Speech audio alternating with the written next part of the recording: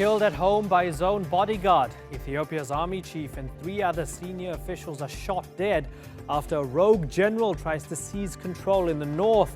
But security forces say they've killed the suspected ringleader. I'm Imran Garta, and today's newsmaker is an attempted coup in Ethiopia.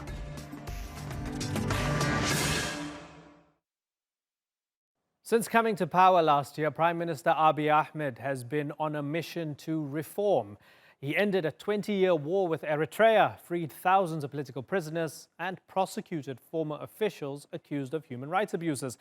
But it hasn't all been smooth sailing, and this weekend saw the biggest threat to his rule thus far. Abiy's government has been struggling to contain widespread ethnic violence. In fact, it was while discussing how to stop Amhara militias from recruiting that the army chief was shot and killed. And while this attempted takeover was put down, could Abiy's peace project be at risk of unraveling? That discussion in a moment. But first, here's Abu Bakr al-Shamahi.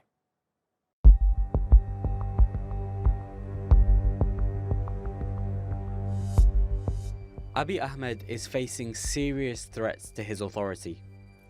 The Ethiopian Prime Minister fought off a regional coup attempt over the weekend that killed 4 senior officials, including the army's chief of staff.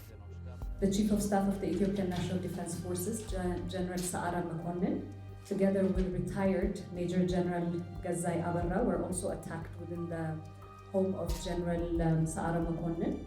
Both of them sustained heavy wounds and as a result have passed on.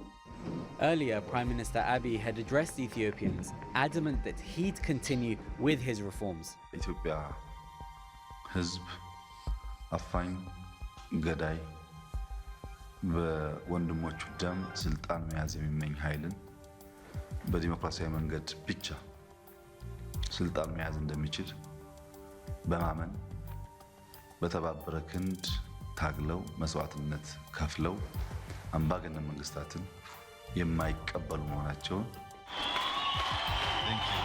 It wasn't supposed to be this difficult.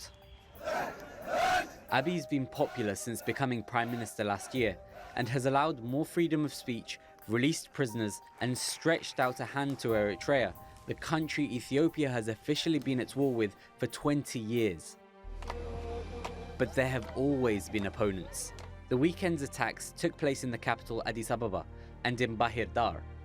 Bahir Dar is the capital of Amhara, a state where nationalist sentiment is on the rise. Abiy is Ethiopia's first prime minister from the Oromo ethnic group, the country's largest. But he believes in pan-Ethiopian unity, unlike a lot of others. He's also faced opposition from the Tigray, the ethnic group that dominates Ethiopia's political elite. All of this has led to violence, including a grenade attack at a rally Abiy was attending last year. And so, while the Prime Minister has been the man to give hope to millions of Ethiopians, is he the man to keep the country together? Abu Bakr al-Shamahi, the Newsmakers. Well, joining me now in studio is Isaac Eshetu. He's an analyst and journalist who specializes in Ethiopia. In Brussels, we have Africa Affairs analyst Collins Nweke. He also happens to be involved in local government in Belgium. And Awal Allo is in London. He's a lecturer at Kiel University and a specialist in human rights, international law, and Ethiopia. Gentlemen, thanks so much for joining us. Isaac, the attempted coup, did it come as a shock to you? Yes, it did. It has come to many Ethiopians and also international commentators as a whole. I would like to take this opportunity to send my condolences to the family of those who were killed. It was a great shock to all of us because people are afraid that this might be a slide back of democracy in terms of... Yeah, a slide back. And it's interesting as we try to understand what exactly were the motivations behind it and how big it was. Awal Allo, we're hearing from state media in Ethiopia that the man that they accuse of being the mastermind behind this, Asamanu Tsige, the brigadier general, has been killed. He was Amhara security chief. What does that mean to you? What does that suggest right now? Because things are not absolutely clear. I think this in some significant ways, I think might signal tightening up of security in the country and tightening up of security in a country that is just embarking on a democratic experiment might mean, I think, a lot of complications in terms of popular perception, in terms of the legitimacy of the government, but also I think in terms of escalating and already bubbling up tension between the government and certain sections of the society. So while I think the event in itself have some serious ramification for the transition that is underway in the country, but the events over the weekend are primarily, I think, a confrontation between regional forces at the Amhara regional state level in terms of the direction the region and also the country was taking. Collins, because it happened in Amhara, can we say that this is primarily a regional issue and not necessarily something that might rattle the entire state? It will definitely rattle the entire state, even though there are strong indications that it has a regional tint to it. Now, the fact that it happened in Amhara is indicative of how a regional conflict could actually cause very serious disruption, on national front. Now, let's not forget also that in the region where the prime minister comes from, the Oromo ethnic group, they haven't seen quite some calm in the last period. So I believe that ultimately the nature and essentially the how far-reaching the federal structure that is being considered is will determine how much these regional conflicts could be contained and self-determination actually, ruling over all the conflicts. Isaac, something that we had spoken about in the past was we saw the protests among the Oromo people. It ballooned, there was bloodshed. It captured the imagination of the international community. We've seen some protests among ethnic Amhara people. Okay. And so this Brigadier General was accused of recruiting ethnic Amhara militias, right, and trying to exploit, I guess, the grievances of a lot of the Amhara people. Just how serious is that issue in the region, and just how big might it be that you might have thousands of Amhara people who are willing to join those militias?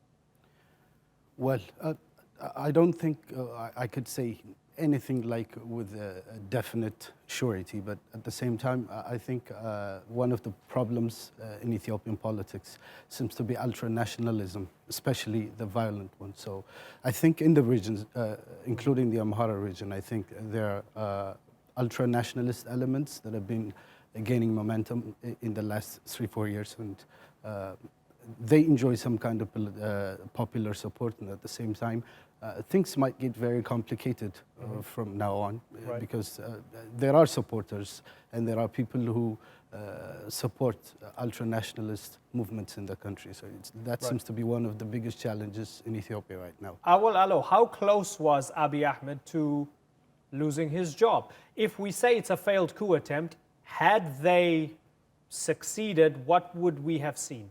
I think we're very, very far, actually, from that kind of regional level intrigue and conspiracy to reach the federal level, pass multiple levels of security and threaten the seat of the prime minister. I don't think we are there. It's actually not really clear to me what they had in mind when they started something that looks like a coup at the regional level, where in fact they know for sure that the federal government, one way or another, would come in and foil, whether it is a coup or something else that they are attempting.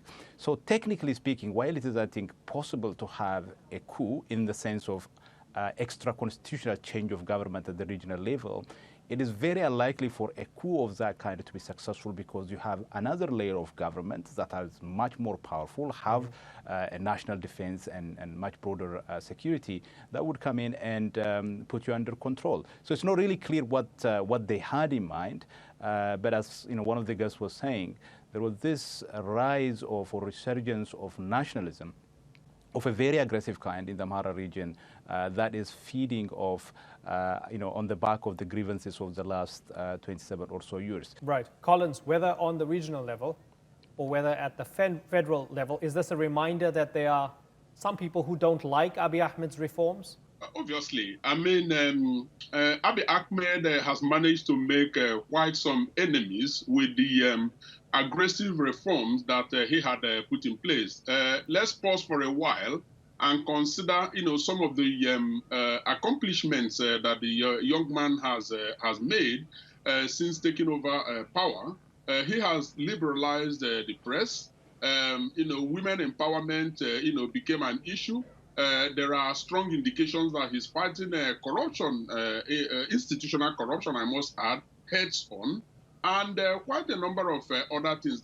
However, of course, the fact that he has not been very clear about, the national election that is supposed to take place in 2020 continues to be a source of worry for a number of people and perhaps helping to fuel the insecurity of opposition forces. And of course, the coalition government, well, I mean, the coalition that has come together to, form the government, it is unclear whether it will carry on as, a coalition of like minds or it will transform to a political party. So internally, that too is an issue. So these are, some of the little bits and pieces that up and say, yes, this is where all of these issues are coming from. Isaac, are there too many people like Assam Nutsige who stand to lose much if Abiy Ahmed's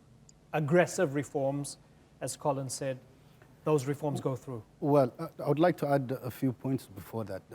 I think Abiy's government has done a lot of good in terms of reforms, political reforms that the country really needed like 14 months ago. So before Abiy, before the new government, before the new reform, Ethiopia was a very dictatorial state, and we have come far from that. Hundreds of political prisoners have been released, journalists have been released.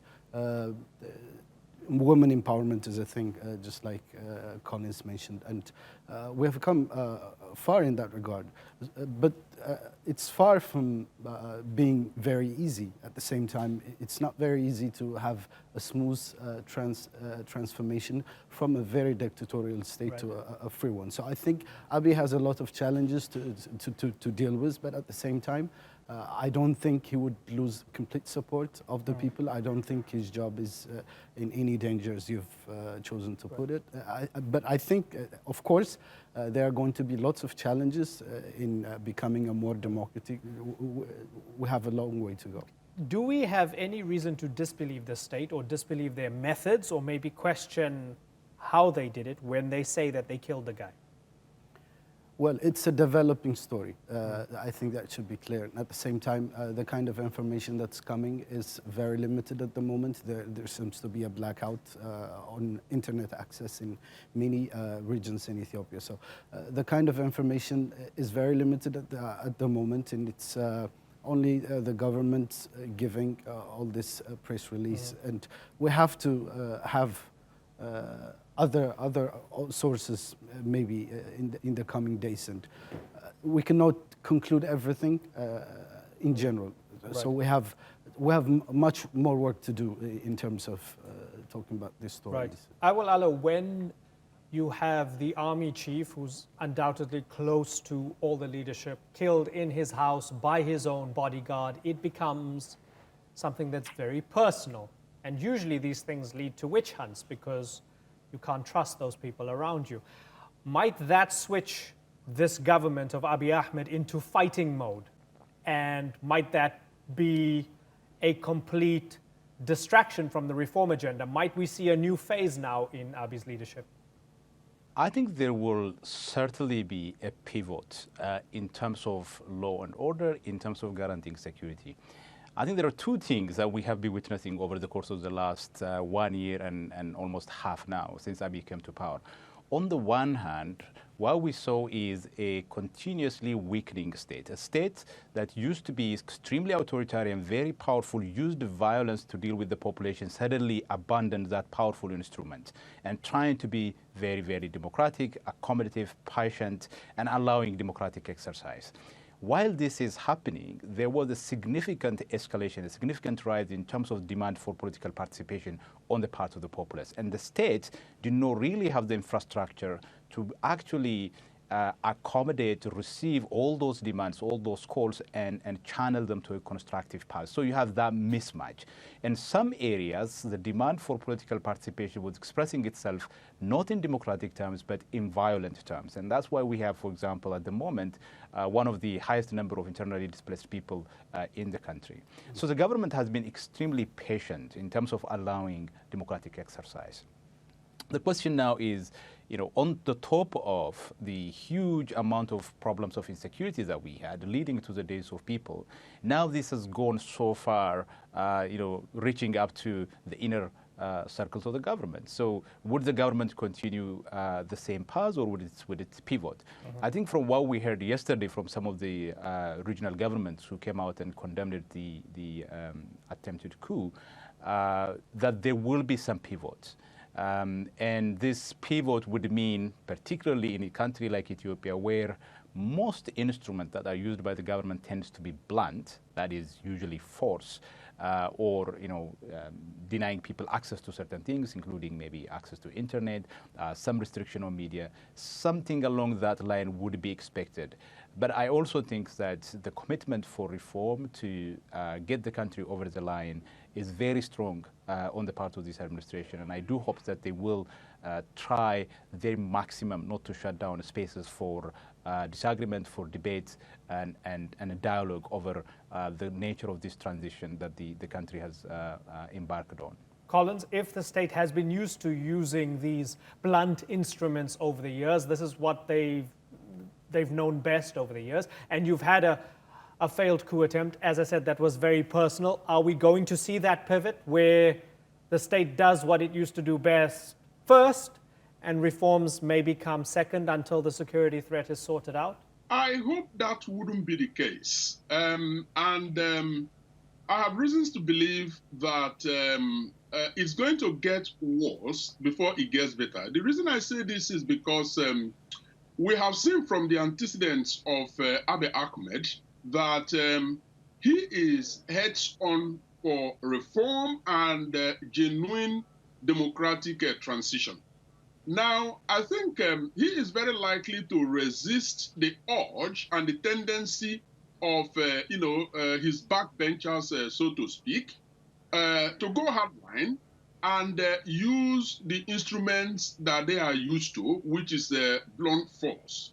And that in itself would create some, turmoil, disunity between his government, within his government. And I think how he handles that will determine the extent to which the peace within his group is going to be preserved. But I think he appears to be a man that somehow favors, compromise. But the extent to which he's going to go high-handedly against, the opposition and people seem to be against reform, is doubtful. Isaac, if he crushes this militant Amhara nationalism, what will that do? That's for Isaac. Go ahead. Okay. Well, I think as a journalist, the media has to continue being the fourth state in keeping the check and balance that's supposed to go around. So I don't think crushing would really be a viable solution. But I think they have a lot to improve, because to add on the points that were mentioned by Dr. Awal Allo, it's a new instrument that's coming to play here. And people have, the politics have an open space now, because in the past it used to be very closed, and now we're having an open space for politics, and that creates more competition. And ultranationalism, even in its violent form, is going to be a huge challenge in the upcoming time. So I think it's going to be a huge challenge. I don't know if crushing is going to be a solution for that, but at the same time, there needs to be the protection to freedom of expression. At the same time, I don't know if Abiy's government is going to be able to strike the balance between all these things, because as I've said before, transformation from a completely dictatorial country to a more inclusive one is going to be hard. But I think they're doing a good job in terms of being inclusive to minorities, coming close in that regard. They're doing a very good job. But at the same time, the challenges that are lined up for the Abiy's administration are huge, and I think it's going to need the international community in actively supporting the democratization process in Ethiopia. Yeah, it's an we interesting need test. the world to support us. Certainly, an interesting test of his leadership. Awal Alo, we look at Ethiopia. Ethiopia has always been a beautiful country with a tremendous history, but over the past year or so, it's seemed more beautiful because there was an air of optimism about it. And even so, in terms of soft power, suddenly you have Ethiopians, because they held out the olive branch to the Eritreans, the Ethiopians are suddenly being asked to be peacemakers and mediators in Sudan and elsewhere. With this incident over the past weekend, has it dented Ethiopia's soft power that was blooming over the past year? I think this all really would depend on how the government would deal with this problem.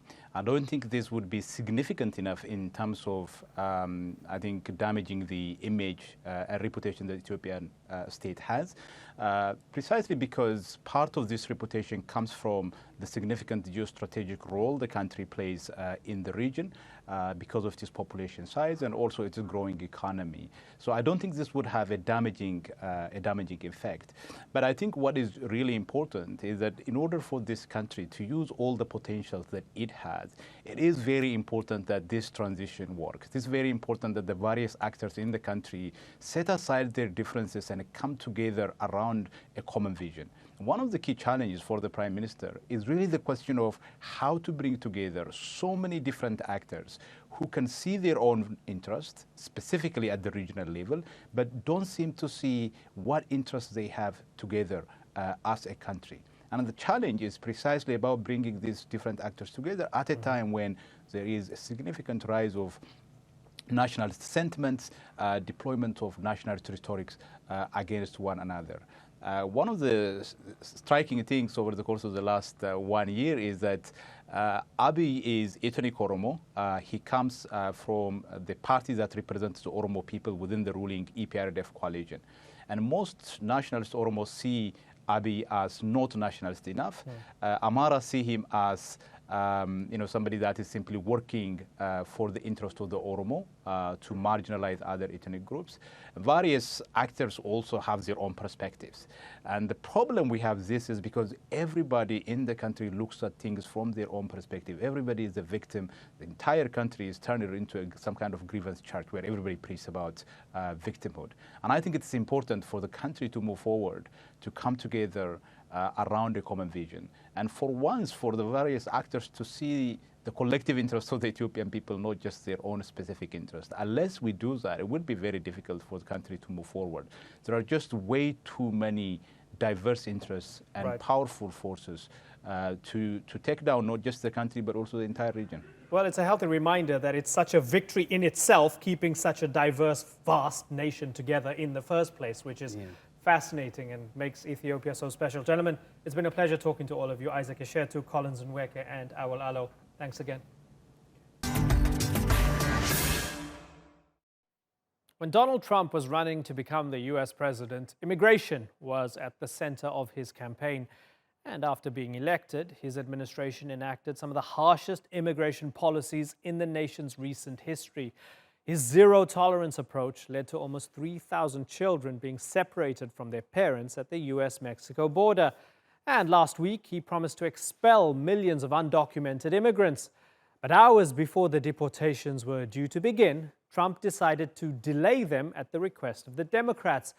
Not everyone in the US supports the president's tough immigration stance, including this man, Scott Warren, who provided food, water and lodging to some people who had crossed the US-Mexico border illegally. He was arrested and faced 20 years in prison. A jury couldn't agree on whether to convict him, so he walked free. But he could still face a retrial. So, should border activists be punished or praised for helping those in need? Let's bring in our panel now. Deirdre Abu joins me from Scottsdale, Arizona. She's an attorney and a former Democratic Senate candidate. She met Scott Warren a few weeks before his arrest. And in Washington, D.C. is Mark Krikorian. He's the executive director of the Center for Immigration Studies, a think tank that favors lower immigration. I thank you both for joining us. So, Mark, there was a mistrial. They were unable to reach a verdict. But when you look at Scott Warren's case, do you believe that he committed a crime? There's no question he committed a crime. The question is, was the reason for the mistrial the fact that the prosecutors overreached and overcharged? In other words, there's no question that he should have been punished for what he did. He clearly broke the law. The real question for a juror would be, should they be convicting him for something that would lead to potentially 20 years in jail? That seems to me the calculation that the jurors were making, not whether people should be encouraging illegal immigrants to sneak into the United States. Mark, when we think of give me your tired, your poor, your huddled masses yearning to breathe free, wasn't he expressing very American values here in showing compassion to helpless people? That Huddled Masses poem was a fundraising gimmick for the Statue of Liberty 130 years ago at this point. It has nothing to do with American law. We have had high levels of immigration at various points in our history, and we've had low levels of immigration. And the idea that somehow because we have, in fact, welcomed immigration and continue to welcome immigration on our terms in the past doesn't mean that anyone in the world gets to just walk across the border, and that people who help those sneaking in violation of the law, which sets certain limits and criteria that people are supposed to comply with, that anyone helping people violate the law and sneak into the country should somehow just be, not held responsible for his criminal actions. This guy committed a crime, but the crime was probably smaller in the sense of how much punishment it should have had than what the prosecutors were trying to get. And that's probably why he ended up with this mistrial. Deirdre, has Mark managed to convince you in any way? You know, how disappointing to learn that my entire identity as an American of welcoming the tired masses, protecting people's humanity, welcoming people that are being threatened with death, not allowing people to die in the desert from thirst. How disappointing to find out that that was a fundraising gimmick and that my entire identity and a lot of Americans' identities was in fact a joke. I don't believe that. I grew up believing that we are American, we have values, we stand up for many, many good things in the world, and not allowing people to die in the desert, intentionally allowing people to die in the desert by intentionally creating a wall that leaves the desert open for people to cross as their only option, and with the intention that they will either die or we will catch them. 155 people died in the exact same area that Scott Warren was around, right by Ajo. I've been to Ajo. I actually met Scott Warren within days before his arrest. And the people that he was arrested for helping were on the property, not even in the desert part where usually people die. They had actually gotten out and were on his property, the property where No More Death has their house. And the border agents came to spy on their house and arrested him for supposedly helping people cross the border when in fact he was just getting them water and food and not asking for their papers as he was being a good Samaritan. Mark Krikorian, is it clear to you at the very least that if Scott Warren didn't do what he was doing and if others like him don't do what they're doing, then more people will die? Do you accept that at least? Not necessarily, no, not at all, because what he was doing essentially was he was abetting alien smuggling. In other words, he was part of an alien smuggling network and conspiracy. And frankly, if we're talking about the values the United States is based on, the rule of law is the first value the United States is based on. Nobody is forced to make it across the desert. They're already in Mexico. We're talking about Central Americans mostly at this point, who have already escaped the supposed countries where they're being persecuted, and none of them, in fact, are being persecuted. They're simply coming here for work. To the extent that I would agree that we do create a kind of magnet, it's that we do not do enough to make it impossible, or at least as difficult as possible, for illegal immigrants to find work. Because that's why illegal immigrants do this. They figure it's worth the risk, which these people often don't even understand because they're not from desert regions. They're from more tropical regions in the south. They're not familiar with deserts. They figure it's worth the risk because we don't do enough to keep them from getting jobs. Okay, They're coming for jobs, and we need to stop that. So Deirdre, it's too lucrative for these people. That's why they're willing to brave it and risk it. And someone like Scott is just exacerbating the problem. I can't imagine someone risking their life going over several borders, not just one, into a desert to their great peril with their children just because they'd like to have a better job. That's not why people migrate in dangerous situations. I'd also like to address that helping people in the Underground Railroad during the slave times and helping Jews escape from Nazi Germany was also illegal. So we have to consider whether laws are moral or not.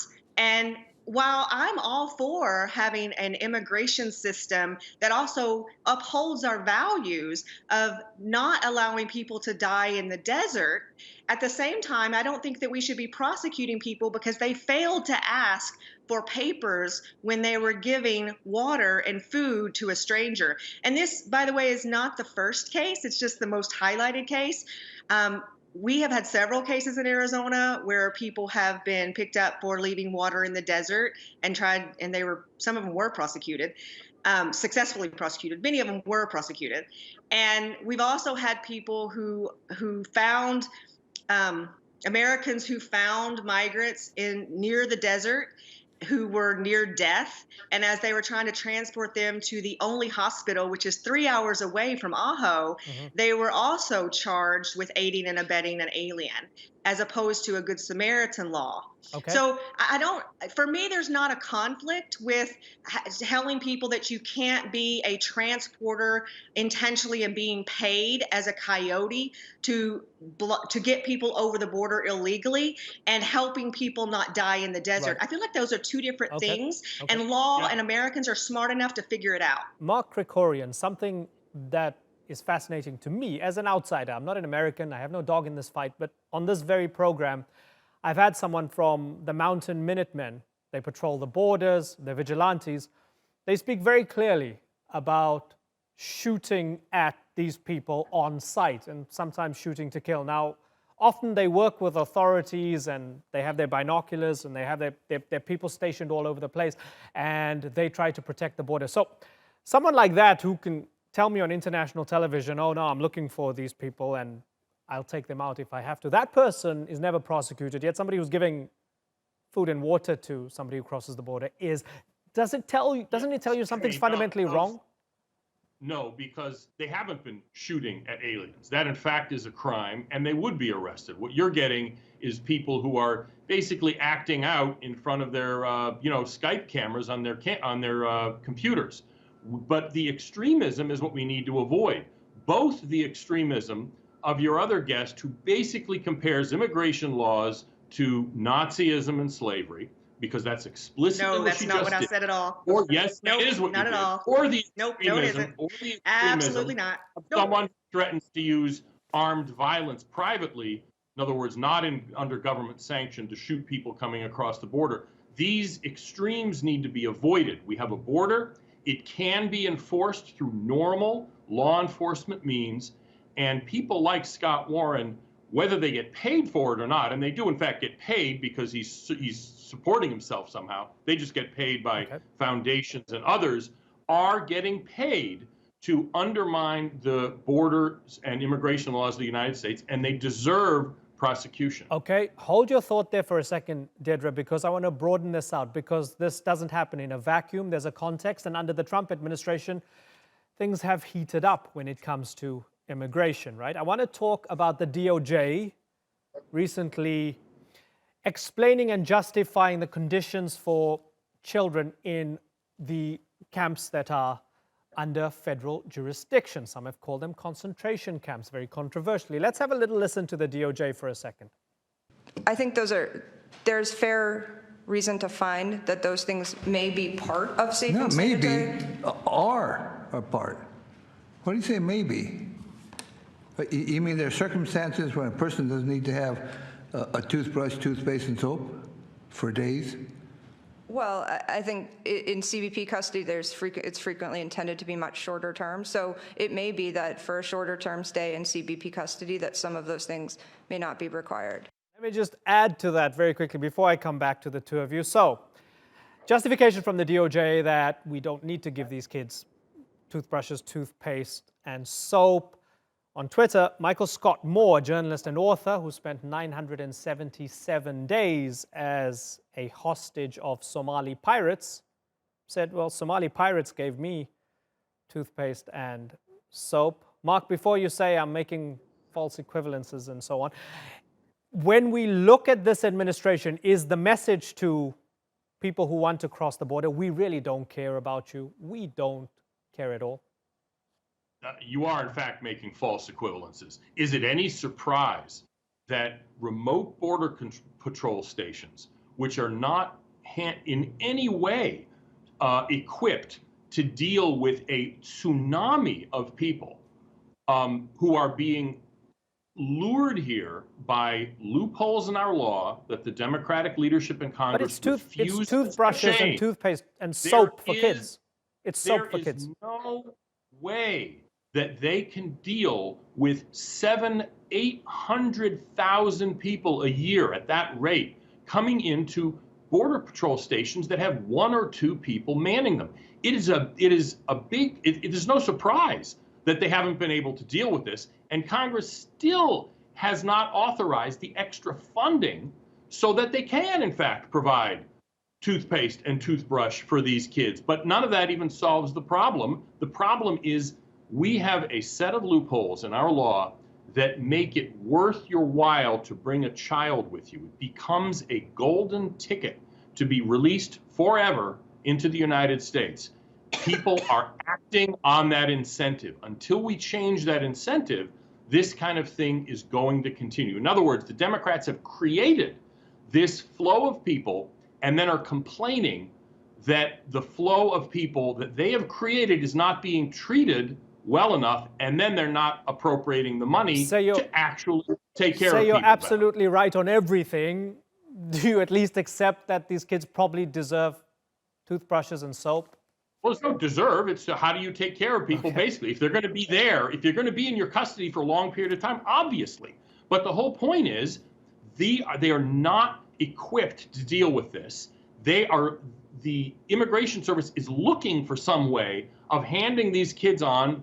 The Health and Human Services Department is the one that they're supposed to hand them to. They no longer have any capacity to take any more kids. The only alternative is literally to let these kids out on the street. And then what happens? I mean, this is blaming the victim, basically, which is to say that the government literally has no way of dealing with this flow of people that the Democratic leadership in Congress refuses to do anything to stop. Deirdre, the government's the victim here. Why are you blaming the victim?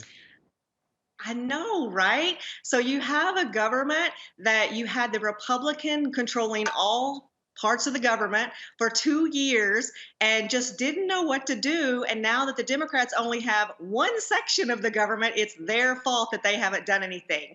And it's these children's fault, because if they hadn't stepped across the border at 8 years old, then they wouldn't be in the situation of a government entity who's paying $700 per person per day to private prison industry to take care of these children, can't afford to give them any space, blankets, something other than a cold floor, soap, and toothpaste. I can put them in the Hilton for less than $700 a day, and they get all of those things for free, plus AC and a bed. We should control who comes into our borders, but we should also keep our humanity. And the equivalency that I'm making is that someone giving water to a person coming out of the desert who could be dehydrating and die is what's equivalent to helping people in the Underground Railroad that was illegal. And people in the Underground Railroad did a lot more. They actually had an underground network to get people across the states into other states where they could be safe. But to pretend that the government is a poor thing with no money, no resources, and no history of how to deal with this situation, all I can say is, thank God this isn't American children that our government is saying they don't know what to do with. And thank God that it's other people's kids that we don't have to feel responsible for, and that we can sit back and be morally superior at how wonderful we are to our kids. Well, you both made impassioned arguments here. Okay, this is laughable. Mark, listen, Mark, I'm running out of time, so, okay, Mark, I'm running out of time, so in 30 seconds, please, wrap me up. We are enticing people to pay smugglers to bring their kids across the border, or people to bring their own kids across the border. Because if you have a kid, people like your other guests say that the laws don't apply. You get to come into the United States, you are released without consequence. You're never going to be deported, even when your asylum claim is rejected. And so people take these kind of risks. The government is overwhelmed in dealing with this flow of people, and the Democrats who have created this flow have been so far unwilling to provide funding in order to deal with the toothbrushes and soap situation. It's no surprise when you create an unmanageable situation that it becomes unmanageable. Okay. Well, we've had a great opportunity to listen to both sides of this debate, and I appreciate that. Mark and Deirdre, it's been good to have you on the Newsmakers. Thanks. Thank you. For centuries, political cartoons have sent powerful messages. French Emperor Napoleon Bonaparte is believed to have said an English caricaturist did more than all the armies in Europe to bring him down. My guest today is Sudanese political cartoonist Khalid Albaih, whose sketches are gaining recognition for poking fun at the country's leadership. But before I speak to him, let's have a look at some of his best-known work.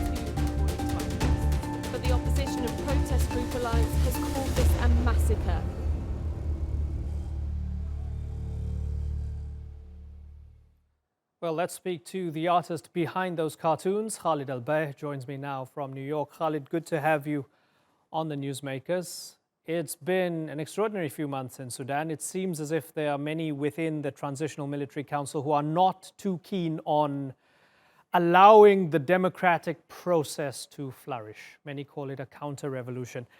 With that in mind, what's your role as an artist right now as we're in this phase B of the revolution, if you like? I think the artist's role, not only right now, but always, is to ask questions and to criticize. So that's what I've been trying to do since the beginning, not only from the beginning of the protests in Sudan, but actually before that, when I was in Sudan in November.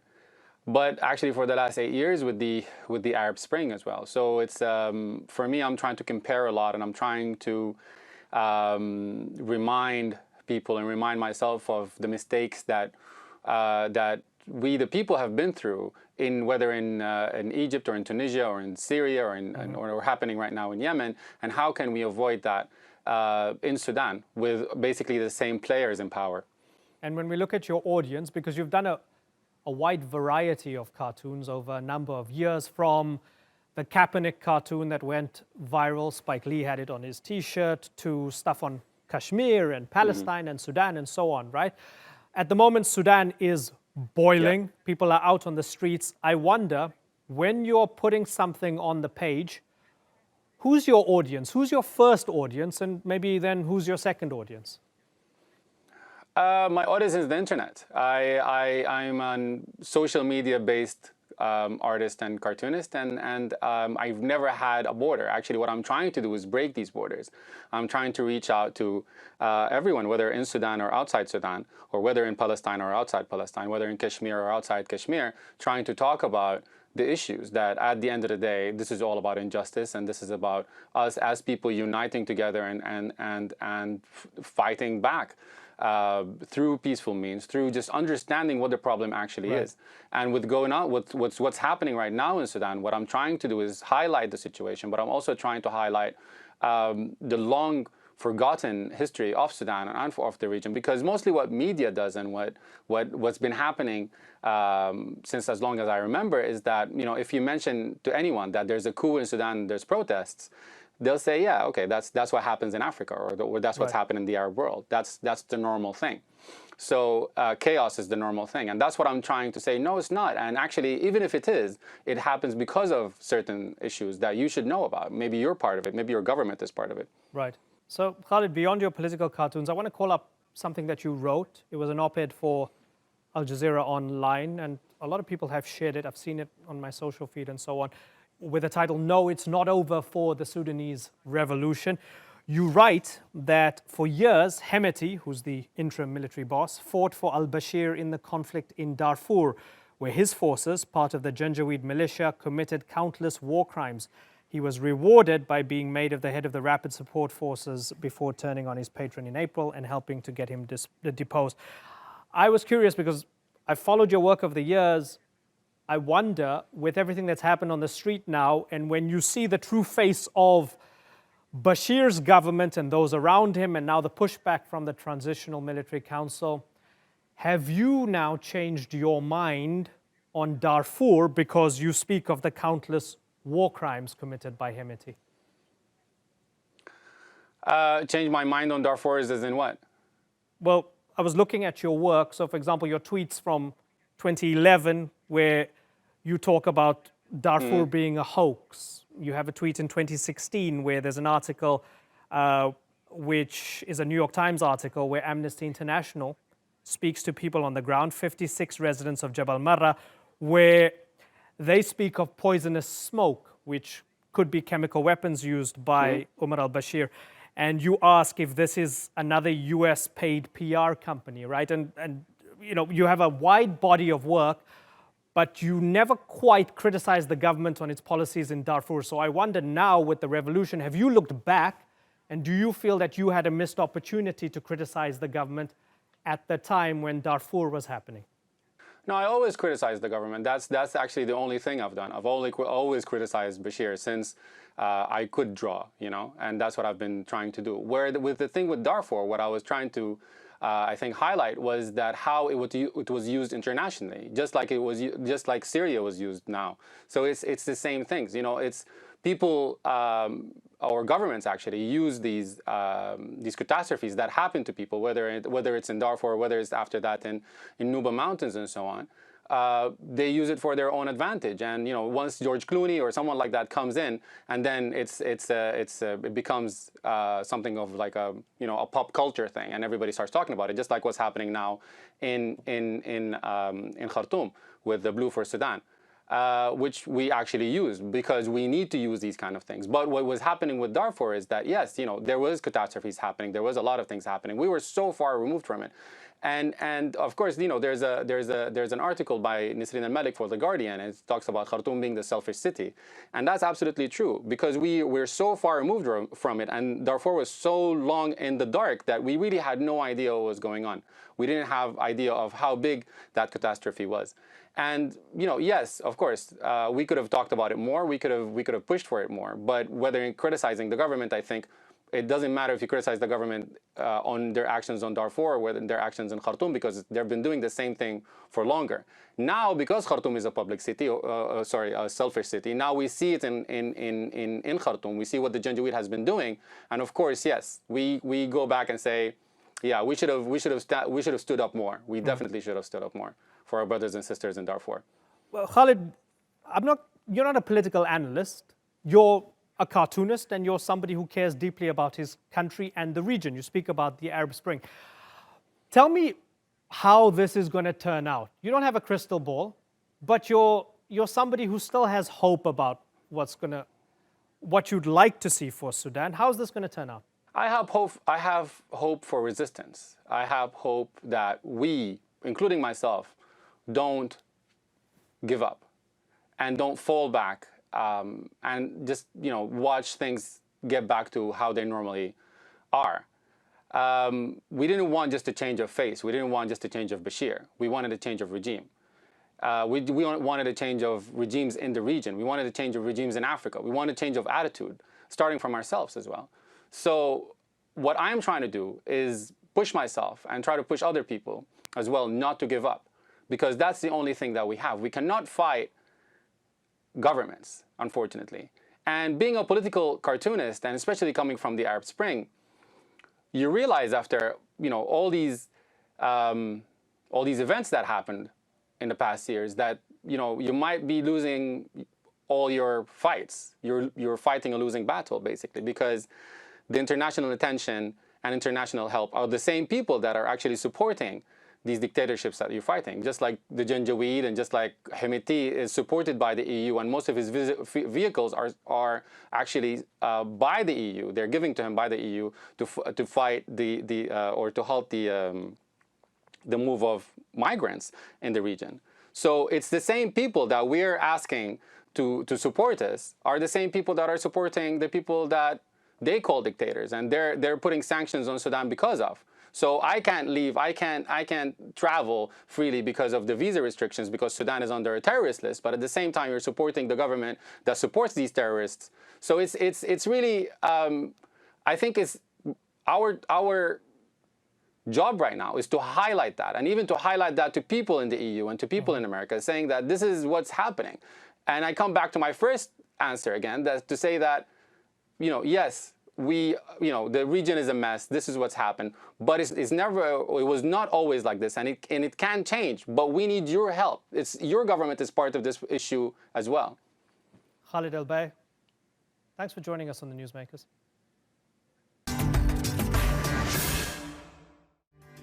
That's all for this edition of the Newsmakers with me, Imran Garda. Check out more of our stories on YouTube, Facebook, and Twitter. Remember to like, follow, and subscribe. Next time, the UN admits it made mistakes over Myanmar. But who holds the international body accountable? Until then, thank you for watching. Bye-bye.